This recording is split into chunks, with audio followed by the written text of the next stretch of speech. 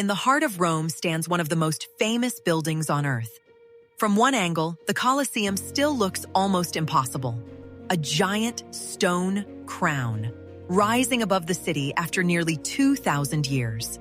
But walk around it, just a little, and the illusion breaks. One side is powerful, tall, and almost complete. The other side is torn open. The outer wall is gone. The corridors are exposed.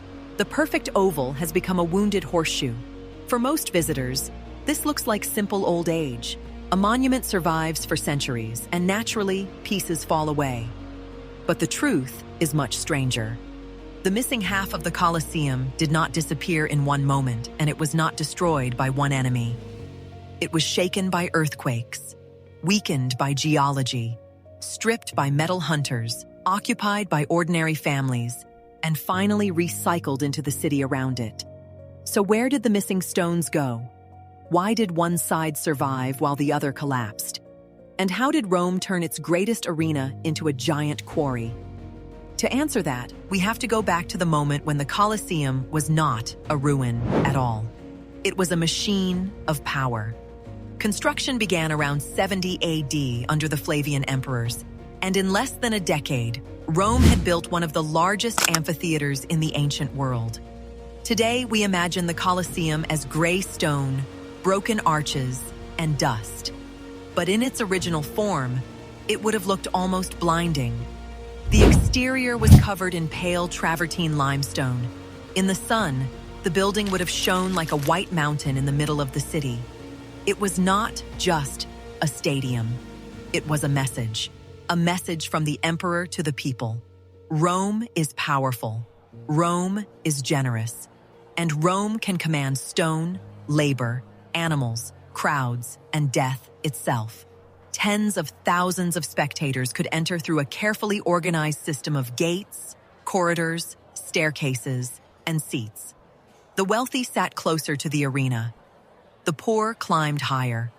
Above them, huge fabric awnings could be stretched to protect the crowd from the heat. Below them, hidden workers controlled trapdoors, lifts, scenery, cages, and animals. The building looked solid, but it depended on a secret skeleton. Its great stone blocks were not simply glued together. They were held with iron clamps, fitted into cut grooves inside the stone. These metal ties helped lock the structure together. Over time, that hidden iron would become one of the reasons the Colosseum was attacked from within. Because centuries later, when Rome no longer needed gladiator games, people began to see the amphitheater differently. Not as sacred architecture, not as a protected monument, but as an enormous warehouse of useful material. The Colosseum's strange shape is not only the result of human destruction. It began with the ground under the building. The amphitheater was built in a low valley on land that had once been associated with Nero's artificial lake. Roman engineers drained the area and created a massive foundation. For their time, it was an extraordinary achievement, but the ground was not the same everywhere. One side rested on firmer layers. Another side stood over softer, less stable soil. For a building of this size, that difference mattered. The Colosseum was not light. It was a mountain shaped by human hands. When the earth shook, the whole structure did not move evenly. One side resisted. The other side absorbed more vibration. That meant stress, cracks, slow movement, weakness. Rome was not free from earthquakes. Ancient and medieval earthquakes damaged the amphitheater again and again. Some shocks opened cracks. Others knocked down arches and loosened blocks. But the most famous blow came in 1349, when a major earthquake struck central Italy and caused serious damage in Rome. The southern outer wall, already standing on more vulnerable ground and already weakened by centuries of neglect, suffered the most. Massive sections collapsed. Travertine blocks crashed down in piles. The perfect ring was broken. And that collapse changed everything. Before, the Colosseum was a difficult building to dismantle. Afterward, the city had a mountain of pre-cut stone lying on the ground, ready to move, ready to sell, ready to become something else. After the fall of the Western Roman Empire, The Colosseum lost its original purpose. The games ended. The crowds disappeared. Imperial maintenance stopped. But the building was too large to simply abandon. So Rome reused it. In the Middle Ages, parts of the Colosseum became homes, workshops, storage spaces, stables, and even religious spaces. The great arches that once swallowed crowds became rooms. Wooden floors were built inside tall openings, dividing them into 2 or 3 levels. A family might live above, while below, someone repaired shoes, stored tools, kept animals, or ran a small workshop. The arena itself, once soaked in spectacle and violence, became something much more ordinary: open ground. In some periods, it was used for gardens, grazing, and practical urban life. Children ran through corridors where senators and citizens had once walked.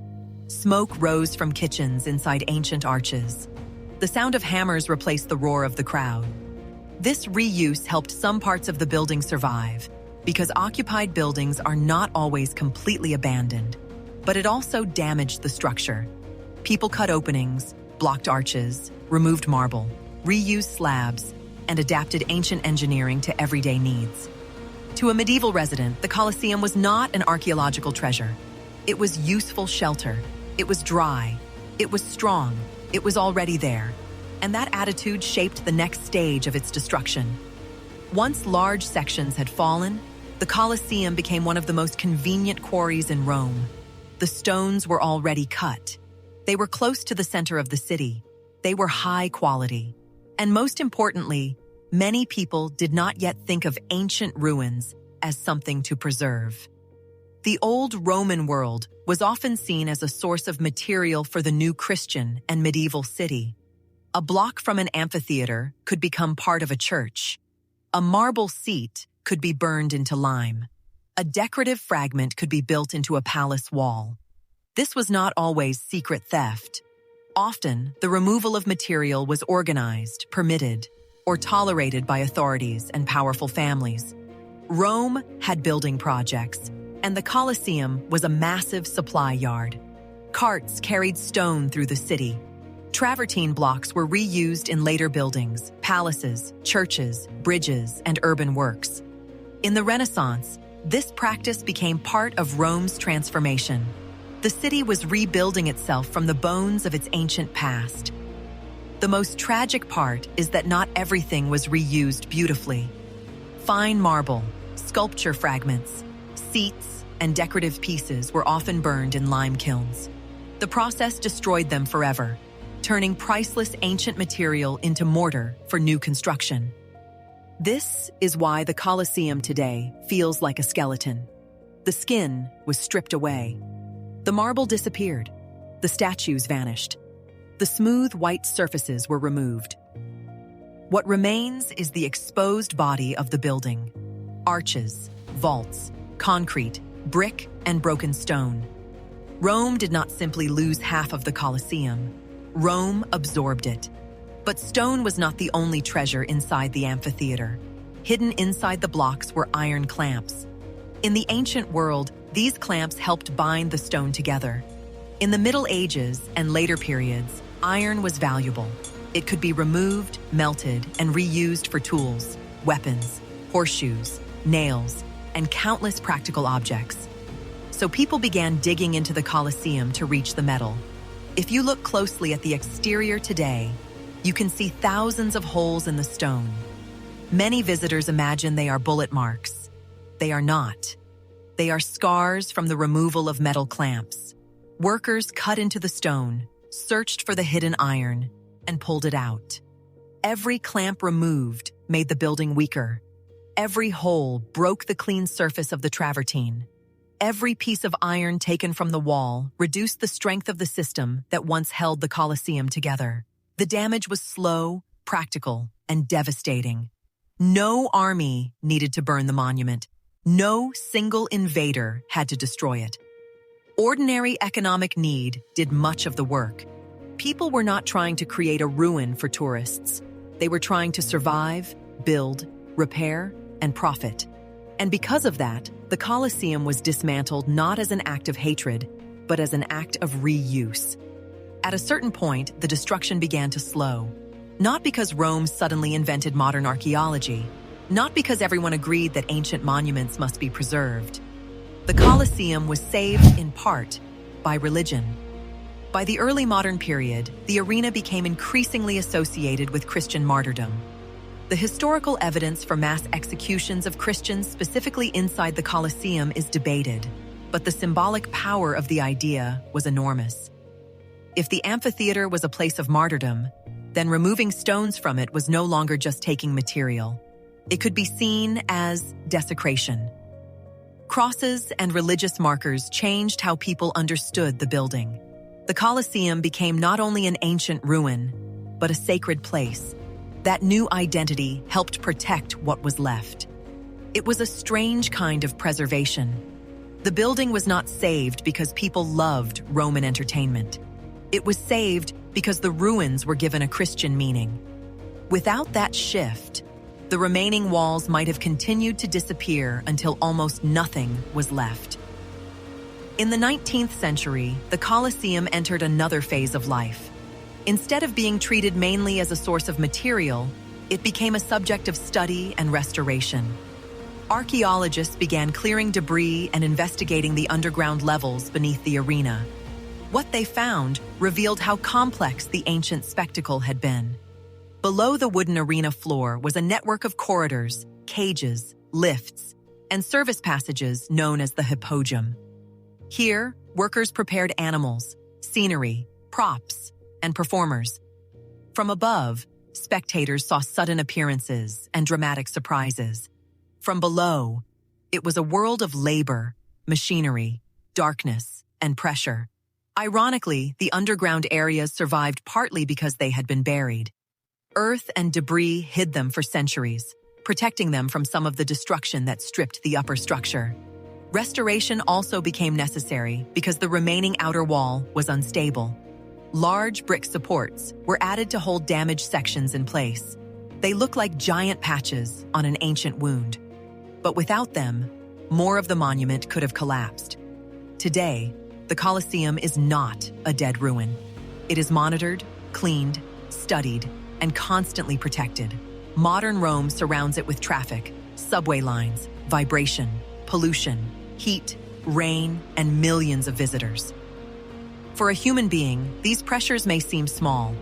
For ancient stone that has lost many of its original metal connections, they matter. Specialists track movement, cracks, pollution damage, and structural stress. Restorers clean the stone carefully, often using modern techniques designed to remove grime without destroying the ancient surface. But no serious restoration can simply rebuild the missing half as if nothing happened. Modern materials behave differently from ancient stone. A fake reconstruction could damage the original monument instead of saving it. So the Colosseum is preserved as a ruin, not completed, not replaced, not made perfect, protected as a survivor. So why is half of the Colosseum missing? Because the earth beneath it was uneven, because earthquakes struck the weakest side, because its stones were too valuable to leave alone, because its iron clamps were ripped out, because medieval and Renaissance Rome reused the ancient city to build the new one.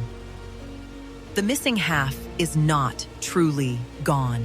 It lives inside Rome, in old walls, foundations, churches, bridges, palaces, and fragments scattered through the city. The Colosseum did not simply collapse. It was consumed. And that is what makes it powerful. Its broken side is not just damage. It is evidence. A visible record of geology, greed, survival, religion, engineering, and time. If the Colosseum had survived perfectly, it might feel like a museum object. But because it is wounded, it feels alive. It is not only a monument to ancient Rome, it is a monument to everything Rome did to survive after the empire was gone.